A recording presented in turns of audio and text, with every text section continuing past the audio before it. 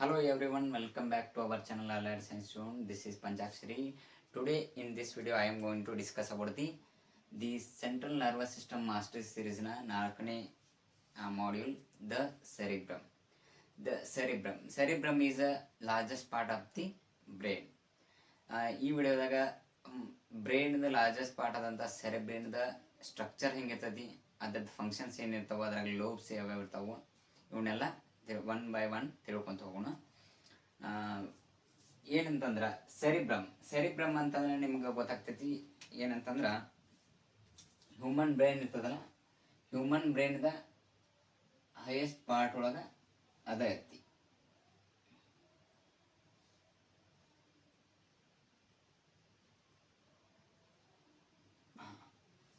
ಈ ಸ್ಟ್ರಕ್ಚರ್ ಒಳಗೆ ಗೊತ್ತಾಗ್ತದಲ್ಲ, ಏನು ಈ ಪಾರ್ಟ್ ಐತಲ್ಲ, ಈ ಪಾರ್ಟ್ ಸೆರಿಬ್ರಮ್.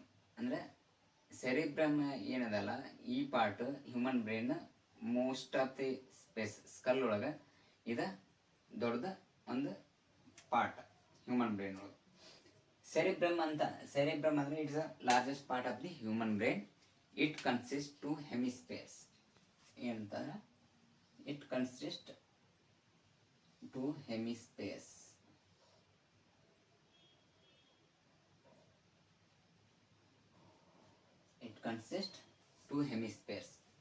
ಒಂದು ಹೆಮಿಸ್ಫೇರ್, ಇನ್ನೊಂದು ಹೆಮಿಸ್ಫೇರ್. ಅಂದ್ರೆ ಆ ಒಂದು ಬ್ರೈನ್ ಇದೆಯಲ್ಲ, ಅದರದ್ದು ಸೆರಿಬ್ರಮ್ ಏನು ಪಾರ್ಟ್ ಇದೆಯಲ್ಲ, ಆ ಪಾರ್ಟ್ ಒಳಗೆ ಎರಡು ಹೆಮಿಸ್ಫೇರ್ ಆಗಿ ಡಿವೈಡ್ ಆಗ್ತೈತಿ. ಎಕ್ಸಾಕ್ಟ್ ಮಿಡ್ ಲೈನ್ ಇಲ್ಲೇನಿದೆಯಲ್ಲ, ಈ ಮಿಡ್ ಲೈನ್ ಇಲ್ಲಿಂದ ಎರಡು ಹೆಮಿಸ್ಫೇರ್ ಆಗಿ ಡಿವೈಡ್ ಮಾಡುತ್ತಾ. ಇದು ರೈಟ್ ಅಂತ ಇಟ್ಕೊಂಡ್ರೆ ಇದು ಲೆಫ್ಟ್. ಏನಿರ್ತದೆ ಅಂತಂದ್ರೆ ಈ left right body of the, ಅಂದ್ರೆ ರೈಟ್ ಪಾರ್ಟ್ಸ್ ಆಫ್ ದಿ ಬಾಡಿನ ಕಂಟ್ರೋಲ್ ಮಾಡ್ತಿರ್ತಿ. ಸಾರಿ, ಹೇಳೋದು ಕ್ಲಿಯರ್ ತಿಳ್ಕೊರಿ. Right to left side of the body. Confuse ಆಗೋದು ಬೇಡ ನೀವು.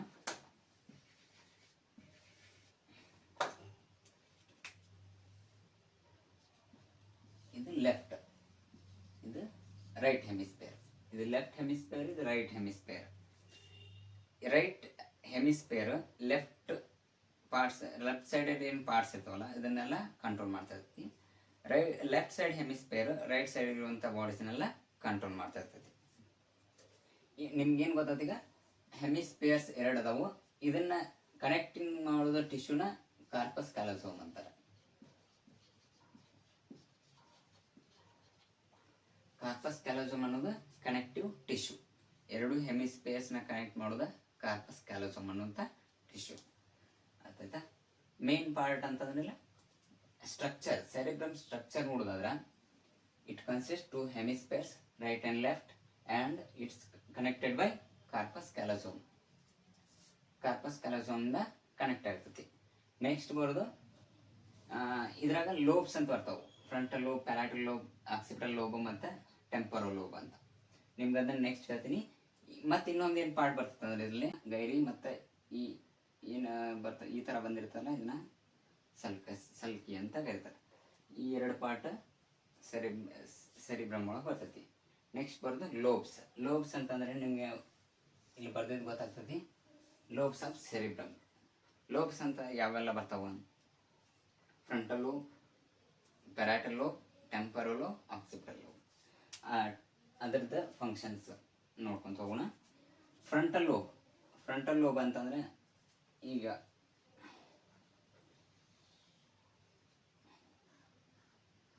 ಇದು ಒಂದು ಮೆದುಳು ಅಂತ ಅಂದ್ರೆ ಸೆರಿಬ್ರಮ್ ಅಂತ ತಿಳ್ಕೊಂಡ್ರೆ,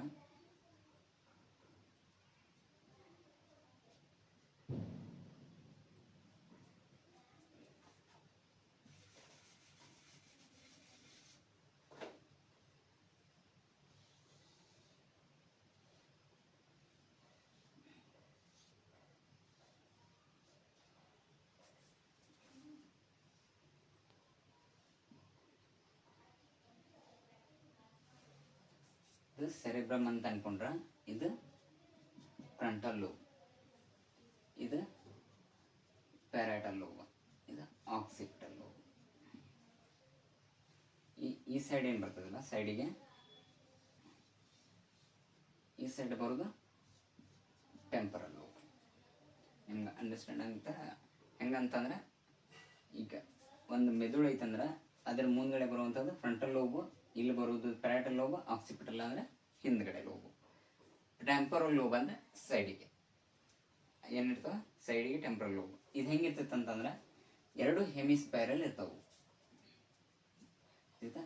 ಈ ರೈಟ್ ಹೆಮಿಸ್ಪೈರಲ್ಲಿ ಫ್ರಂಟಲ್ ಲೋಬ್ ಇರ್ತೈತಿ, ಲೆಫ್ಟ್ ಹೆಮಿಸ್ಪೈರಲ್ಲಿ frontal lobe, parietal lobe, occipital lobe ಮತ್ತೆ ಟೆಂಪರಲ್ ಲೋಬ್. ಈ ಥರ ಸ್ಟ್ರಕ್ಚರ್ ಇರ್ತೈತಿ. ನೆಕ್ಸ್ಟ್ ಅದ್ರದ್ದು ಫಂಕ್ಷನ್ಸ್ ಏನೇನು ಅಂತ ನೋಡ್ಕೊಂತ ಹೋಗೋಣ. Frontal lobe. ಫ್ರಂಟಲ್ ಲೋಬ್ ಅಂದ್ರೆ voluntary motor control, thinking, reasoning.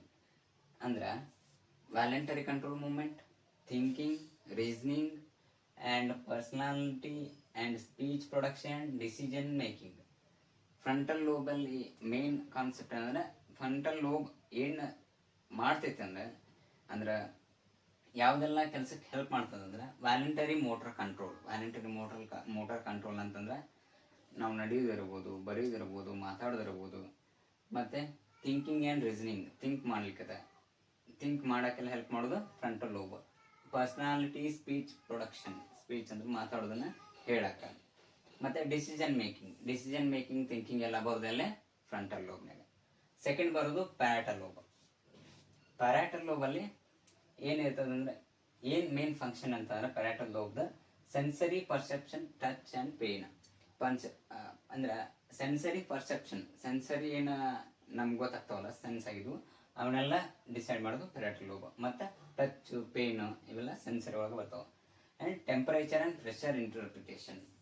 Temperature ಇದು ಬಿಸಿ ಐತಿ, ತಂಪೈತಿ, ಆ್ಯಂಡ್ ಪ್ರೆಷರ್ ಇದು ಪ್ರೆಷರ್ ಜಾಸ್ತಿ ಐತಿ, ಕಡಿಮೆ ಐತಿ ಅಂತ ಏನು ಅನಿಸ್ತದಲ್ಲ ಅದೆಲ್ಲ ಡಿಸೈಡ್ ಮಾಡೋದು. ಅಂದರೆ ಅದೆಲ್ಲ ಗೊತ್ತಾಗೋದ್ರಿಂದ ಪ್ಯಾರಾಟಲ್ ಲೋಬಿಂದ. ನೆಕ್ಸ್ಟ್ ಬರ್ದು ಟೆಂಪರಲ್ ಲೋಬ್. ಟೆಂಪರಲ್ ಲೋಬ್ ಒಳಗೆ ಏನು ಬರ್ತದೆ ಅಂದ್ರೆ ಹಿಯರಿಂಗ್, ಮೆಮೊರಿ ಆ್ಯಂಡ್ ಎಮೋಷನ್ಸ್. ಪ್ಯಾರಾಟಲ್ ಅಂದರೆ ಟೆಂಪರಲ್ ಲೋಬ್ ಒಳಗೆ ಹಿಯರಿಂಗ್ ಮೇನ್ ಇರುವ ಹಿಯರಿಂಗ್. ಟೆಂಪರಲ್ ಲೋಬ್ ಏನಿರ್ತವ ಸೈಡಿಗೆ ಇರ್ತಾವಲ್ಲ ಅದರದ್ದು ಏನು ಮೇನ್ ಫಂಕ್ಷನ್ ಅಂತಂದ್ರೆ hearing, memory and emotions. Next language understanding ಅಂತ ಬರ್ತದೆ. ಲ್ಯಾಂಗ್ವೇಜ್ ಅಂಡರ್ಸ್ಟ್ಯಾಂಡಿಂಗ್ ಅಂತಂದ್ರೆ ಏನು ಅಂದ್ರೆ ನಾವು ಏನು ಮಾತಾಡ್ತೀವಲ್ಲ ಅದನ್ನ ಅಂಡರ್ಸ್ಟ್ಯಾಂಡಿಂಗ್ ಮಾಡುವಂಥ, ಅದನ್ನ ನಮ್ಗೆ ಗೊತ್ತಾಗುವಂಥ ಮಾಡೋದೇ ಟೆಂಪರಲ್ ಲೋಬ್ ಮೇನ್ ಫಂಕ್ಷನ್. ಮತ್ತೇನು ಬರ್ತದೆ ಅಂದ್ರೆ ವರ್ನಿಕ್ಸ್ ಏರಿಯಾ ಅಂತ ಬರ್ತೈತಿ. ಈ ಟೆಂಪರಲ್ ಲೋಬ್ ಒಳಗೆ ವರ್ನಿಕ್ಸ್ ಏರಿಯಾ ಅಂತ ಬರ್ತೈತಿ. ಈ ವರ್ನಿಕ್ಸ್ ಏರಿಯಾ ಏನು ಮಾಡ್ತದೆ ಅಂದ್ರೆ ಸ್ಪೀಚ್ ಕಾಂಪ್ರಹೆನ್ಷನ್ ಅಂತ ಹೇಳ್ತಾರೆ. ಏನಂತಂದ್ರೆ ಈ ಏರಿಯಾನ ನಮ್ದು ಸ್ಪೀಚ್ ಕಾಂಪ್ರಹೆನ್ಷನ್ಸ್ಗೆ ಹೆಲ್ಪ್ ಮಾಡೋದು. ನೆಕ್ಸ್ಟ್ ಬರ್ದು ಆಕ್ಸಿಪಿಟಲ್ ಲೋಬ್ ಇರೋದ ಮೇನ್ ವಿಷನ್. ಈಗ ನಾವೇನು ನೋಡ್ತಿದ್ದೀವಲ್ಲ ಅದೆಲ್ಲ ಅಲ್ಲಿ ನಮ್ಗೆ ಅದು ಕಾಣ್ಲಿಕ್ಕೆ ಕಾರಣ ಏನು ಐ ಇರ್ತಾವಲ್ಲ, ಐಲಿರುವಂಥ ಆಪ್ಟಿಕಲ್ಸ್ ನರ್ವ್ಸ್ ಎಲ್ಲ ಅದನ್ನು ಆಕ್ಸಿಪಿಟಲ್ ಲೋಬಿಗೆ ತೊಗೊಂಡೋಗಿ ಅಲ್ಲಿ ಪ್ರೊಸೆಸ್ ಮಾಡಿ ವಾಪಸ್ ತೊಗೊಂಬಂದು ಅದು ನಮ್ಗೆ ಕಾಣ್ಲಿಕ್ಕೆ ಹೆಲ್ಪ್ ಮಾಡ್ತದೆ. ಅದಕ್ಕೋಸ್ಕರ ಇದು vision. Occipital lobe main function vision. Next cerebral cortex. Cerebral cortex ಅಂತಂದ್ರೆ ಏನು ಗೊತ್ತು ನಿಮ್ಗೆ? ಸೆರೆಬ್ರಲ್ ಕಾರ್ಟೆಕ್ಸ್ ಅಂತಂದ್ರೆ outer ring layer of the cerebrum. Outer layer of the cerebrum. ಈಗೇನು ಈ ಬ್ರೈನ್ ಇದೆಯಲ್ಲ, ಬ್ರೈನದ ಏನು ಟಿಶ್ಯೂ ಇದೆಯಲ್ಲ ಆ ಟಿಶ್ಯೂದ ಔಟರ್ ಲೇಯರ್ನ ಏನಂತ ಕರೀತಾರೆ? ಸೆರೆಬ್ರಲ್ ಕಾರ್ಟೆಕ್ಸ್ ಅಂತ ಕರೀತಾರೆ. ಸೆರೆಬ್ರಲ್ ಕಾರ್ಟೆಕ್ಸ್ ಒಳಗೆ ಏನೇನು ಇರ್ತತಿ? ಒಂದು ಗ್ರೇ ಮ್ಯಾಟರ್ ಅಂತ ಇರ್ತೈತಿ, ಒಂದೊಂದು ವೈಟ್ ಮ್ಯಾಟರ್ ಅಂತ ಇರ್ತದೆ. ಗ್ರೇ ಮ್ಯಾಟರ್, ವೈಟ್ ಮ್ಯಾಟರ್ ಏನು ಮಾಡ್ತಾವ? ಗ್ರೇ ಮ್ಯಾಟರ್ ಮತ್ತು ವೈಟ್ ಮ್ಯಾಟರ್ ನಿಮ್ಗೆ ಬ್ರೈನ್ ಕ್ರಾಸ್ ಸೆಕ್ಷನ್ ಮಾಡಿ ತೋರಿಸಿದಾಗ ಗೊತ್ತಾಗ್ತೈತಿ. ಈಗ ಒಂದು ಹಿಂಗೆ ಇತ್ತಂದ್ರೆ ಇದರಲ್ಲಿ ಗ್ರೇ ಮ್ಯಾಟರ್ ಇರ್ತೈತಿ, ಅದಕ್ಕೆ ಅಟ್ಯಾಚ್ ಆಗಿ ಇಲ್ಲೇ ವೈಟ್ ಮ್ಯಾಟರ್ ಇರ್ತೈತಿ. ಅಷ್ಟೊತ್ತ ಈ ವೈಟ್ ಮ್ಯಾಟರ್, ಗ್ರೇ ಮ್ಯಾಟರ್ ಏನಂದ್ರೆ ಇದು ಸೆರೆಬ್ರಲ್ ಕಾರ್ಟೆಕ್ಸ್ ಒಳಗೆ ಇರ್ತಾವೆ. ಈ ವೈಟ್ ಮ್ಯಾಟರ್, ಗ್ರೇ ಮ್ಯಾಟರ್ ಅಂತಂದ್ರೆ it containing neuron cell body inside the cerebral cortex. Cerebral cortex ಅಂತ ಏನಿರ್ತದೆ ಔಟರ್ ಲೇಯರಲ್ಲಿ, ಇಲ್ಲಿ ನ್ಯೂರಾನ್ ಬಾಡಿ ಇರ್ತಾವೆ. ಏನಿರ್ತಾವೆ ಅಂದರೆ ನ್ಯೂರಾನ್ ಬಾಡೀಸ್. ಈ ಥರ ಇರೋದ್ರಿಂದ, ಈ ಥರ ಫೋಲ್ಡಿಂಗ್ಸ್ ಥರ ಇರೋದ್ರಿಂದ ಏನಾಗ್ತದೆ ಅಂದರೆ ಜಾಸ್ತಿ ನ್ಯೂರಾನ್ಸ್ ಇಲ್ಲಿ ಇರಲಿಕ್ಕೆ ಸಾಧ್ಯ ಆಗ್ತದೆ. ಅದಕ್ಕೋಸ್ಕರ ಈ ಥರ ಸ್ಟ್ರಕ್ಚರ್ ಇರ್ತದೆ ಬ್ರೈನ್. ತಿಳಿತು? ಏನಂತಂದ್ರೆ ಈ ಸೆರೆಬ್ರಲ್ ಕಾರ್ಟೆಕ್ಸ್ ಗ್ರೇ ಮ್ಯಾಟರ್, ಈ ಗ್ರೇ ಮ್ಯಾಟರ್ ಅನ್ನೋದು ಇದೆಯಲ್ಲ ಅದರಲ್ಲಿ ನ್ಯೂರಾನ್ದ ಬಾಡಿ ಇರ್ತಾವೆ. ನ್ಯೂರಾನ್ ಬಾಡಿ ಗ್ರೇ ಮ್ಯಾಟರಲ್ಲಿ ಇರ್ತಾವೆ. ಏನಾಗ್ತದಂದ್ರೆ ಇದು ಮೇನ್ ಫಂಕ್ಷನ್ ಅಂತಂದ್ರೆ ಪ್ರೊಸೆಸಿಂಗ್ ಆ್ಯಂಡ್ ಇಂಟರ್ಪ್ರಿಟೇಷನ್. ಇದ್ರದ್ದು ಮೇನ್ ಫಂಕ್ಷನ್ ಅಂತಂದ್ರೆ ಪ್ರೊಸೆಸ್ ಮಾಡೋದು ಮತ್ತು ಇಂಟರ್ಪ್ರಿಟೇಷನ್ ಮಾಡೋದು ಇದ್ರದ್ದು ಮೇನ್ ಫಂಕ್ಷನ್. ನೆಕ್ಸ್ಟ್ ಬರೋದು ವೈಟ್ ಮ್ಯಾಟರ್. ಇದು ನ್ಯೂರಾನ್ಸ್ ಎಲ್ಲ ಇರ್ತದೆ, ನ್ಯೂರಾನ್ ಬಾಡೀಸ್ ಈ ಮೇಲೆ ಇರ್ತದಲ್ಲ ಗ್ರೇ ಮ್ಯಾಟರ್ ಇರ್ತೈತಿ. ವೈಟ್ ಮ್ಯಾಟ್ರಲ್ಲಿ present with myelinated nerve fibres. White ಮ್ಯಾಟರ್ನೊಳಗೆ ಏನಿರ್ತಾವ ಅಂತಂದ್ರೆ ಮೈಲಿನೇಟೆಡ್ ನರ್ವ್ ಫೈಬರ್ಸ್ ಇರ್ತಾವೆ. ಮೈಲಿನೇಟೆಡ್ ನರ್ವ್ ಫೈಬರ್ಸ್ ಅಂತಂದ್ರೆ ಇಲ್ಲಿ ಬಾಡಿ ಇರ್ತಾವೆ, ಅದ್ರದ್ದು ನರ್ವ್ ಫೈಬರ್ಸ್ ಎಲ್ಲ ವೈಟ್ ಮ್ಯಾಟರ್ನಾಗ ಇರ್ತಾವೆ. ಇದ್ರದ್ದು ಮೇನ್ ಫಂಕ್ಷನ್ ಏನಂದ್ರೆ communication between the different brain region. Communication between the different brain region. Brain region different ಇದಕ್ಕೆ ರೀಸನ್ಗೆ ಕಮ್ಯುನಿಕೇಟ್ ಮಾಡೋದ ಈ ವೈಟ್ ಮ್ಯಾಟರ್. ಅರ್ಥಾತ್ ಗ್ರೇ ಮ್ಯಾಟರ್ ಮತ್ತು ವೈಟ್ ಮ್ಯಾಟರ್ ಏನು ಡಿಫ್ರೆನ್ಸ್ ಅಂತಂದ್ರೆ ಸಿಂಪಲ್ ಆಗಿ ಫಾಸ್ಟ್ ಆಗಿ ಎಕ್ಸ್ಪ್ಲೈನ್ ಮಾಡ್ಬಿಡ್ತೀನಿ. ಸೆರೆಬ್ರಲ್ ಕಾರ್ಟೆಕ್ಸ್ ಅನ್ನೋದು outer layer of the cerebrum. ನೆನ್ಪಿಟ್ಕೊರಿ. It consist of grey matter and white matter. Grey matter ಅಂದ್ರೆ it containing neuron cell body inside cerebral cortex. ಅದ್ರೊಳಗೆ ಇರ್ತಾವೆ ಸೆರೆಬ್ರಲ್ ಕಾರ್ಟೆಕ್ಸ್ ಇರ್ತಾವೆ. ಅದ್ರದ್ದು ಮೇನ್ ಫಂಕ್ಷನ್ ಅಂದ್ರೆ processing and interpretation. Next white matter. White matter present with myelinated nerve fibres. White matter ಒಳಗೆ ಏನಿರ್ತಾವ ಅಂದ್ರೆ myelinated nerve fibres ಇರ್ತಾವೆ. ಅವು ಏನು ಮಾಡ್ತಾವೆ communicate between the different brain region. ಇವು ಎದಕ್ಕೆ ಹೆಲ್ಪ್ ಮಾಡ್ತಾವೆ ಅಂದ್ರೆ ಕಮ್ಯುನಿಕೇಟ್ ಮಾಡ್ಲಿಕ್ಕೆ ಹೆಲ್ಪ್ ಮಾಡ್ತಾವೆ. ಇದೇನಾಯ್ತು ವೈಟ್ ಮ್ಯಾಟರ್ ಮತ್ತು ಗ್ರೇ ಮ್ಯಾಟರ್ ಆಯ್ತು. Next functions of cerebrum. First one control voluntary movements. Control voluntary movements ಅಂದ್ರೆ ಮೂವ್ಮೆಂಟ್ಸ್ ಅಥವಾ ಕೈ ನಡೆದಾಡೋದು, ನಾವು ಬರೆಯುವುದು, ಇವೆಲ್ಲ ಏನು ಬರ್ತಾವಂದ್ರೆ ಅದು ಫಂಕ್ಷನ್, ಅದ್ರದ್ದು ಫಂಕ್ಷನ್ ಇರುತ್ತೆ. ಅದನ್ನೆಲ್ಲ ವ್ಯಾಲೆಂಟರಿ ಮೂವ್ಮೆಂಟ್ಸ್ನ ಕಂಟ್ರೋಲ್ ಮಾಡೋದ ಸೆರಿಬ್ರಮ್. Sensory interpretation. ಸೆನ್ಸರಿ ಅಂದರೆ ಟೆಂಪ್ರೇಚರ್ ಇರಲಿ, ಹೀಟ್ ಇರಲಿ, ನಿಮ್ಗೆ ತಂಪಂದಿರಲಿ, ಕೂಲ್ ಇರಲಿ, ಅದು ಪ್ರೆಷರ್ಸ್ ಇರಲಿ, ಅವನ್ನೆಲ್ಲ ಸೆನ್ಸ್ ಮಾಡೋದು cerebrum. And memory and learning. Memory ಅಂದರೆ ನಮ್ಗೆ ನೆನಪಿನ ಶಕ್ತಿ ಇರಲಿ, ಮತ್ತೊಳ್ಳೆ ಲರ್ನಿಂಗ್ ಅಂದರೆ ಹೊಸದು ಕಲಿಯೋದಿರಲಿ, ಅದೆಲ್ಲ ಸೆರಿಬ್ರಮ್ದ ಫಂಕ್ಷನ್ಸ್ ಐತಿ. Speech and language. Intelligence and thinking. Intelligence ಮತ್ತು ಥಿಂಕಿಂಗ್, ನಾವು ಥಿಂಕ್ ಮಾಡೋದಿರಲಿ, ಇಂಟೆಲಿಜೆನ್ಸ್ ಇರಲಿ. ಮತ್ತು ಸ್ಪೀಚ್ ಲ್ಯಾಂಗ್ವೇಜ್ ಅಂದರೆ ನಾವು ಮಾತಾಡೋದು, ನಾವು ಯಾವೆಲ್ಲ ಭಾಷೆಗೆ ಮಾತಾಡ್ತೀವಿ ಇದೆಲ್ಲ ಡಿಸೈಡ್ ಮಾಡೋದು, ಅದೆಲ್ಲ ನಮ್ಗೆ ಪ್ರೊಸೆಸ್ ಮಾಡೋದು ಸೆರಿಬ್ರಮ್. ಮತ್ತು emotions and behaviour also control by cerebrum. Special senses ಅಂದರೆ ಟೇಸ್ಟ್ ಇರಲಿ, ಸ್ಮೆಲ್ ಇರಲಿ, ಮತ್ತು ನೋಡೋದಿರಲಿ, ಇವೆಲ್ಲ ಏನಾಗ್ತದೆ ಅಂದರೆ ಇವೆಲ್ಲ ಸೆರಿಬ್ರಮ್ಗೆ ಫಂಕ್ಷನ್ಸ್ ಆಗ್ತಾವೆ. Next disorder associated with cerebrum. Cerebrum ಅಂತಂದರೆ ಅದರಲ್ಲಿ ಬರೋದು ಸ್ಟ್ರೋಕ್. ಸ್ಟ್ರೋಕ್ ಅಂದರೆ ನಿಮ್ಗೆ ಗೊತ್ತಿರೋಂಗೆ ಸ್ಟ್ರೋಕ್ ಅಂತಂದ್ರೆ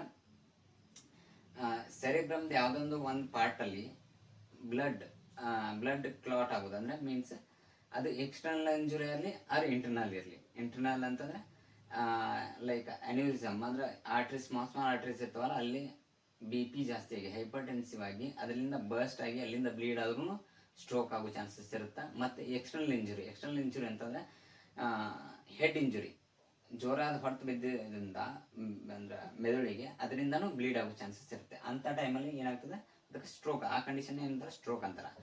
ಯಾವ ಜಾಗದಾಗ ಸೆರಿಬ್ರಮ್ ಜಾಗದಾಗ ಬ್ಲೀಡ್ ಆಗಿ ಅಲ್ಲಿ ಅಂತ ಇರುವಂಥ ನರ್ವಸ್ ಟಿಶ್ಯೂ ಡ್ಯಾಮೇಜ್ ಆಗ್ತಾವೋ ಆದಂಥ ನರ್ವಸ್ ಟಿಶ್ಯೂ ಏನು ಫಂಕ್ಷನ್ ಮಾಡ್ತಿರ್ತದೆ ಪರ್ಟಿಕ್ಯುಲರ್ ರೀಸನ್ಗೆ, ಆ ಇರುವಂಥ ರೀಸನ್ ತನ್ನ ಅಸ್ತಿತ್ವವನ್ನು ಕಳ್ಕೊತೈತಿ.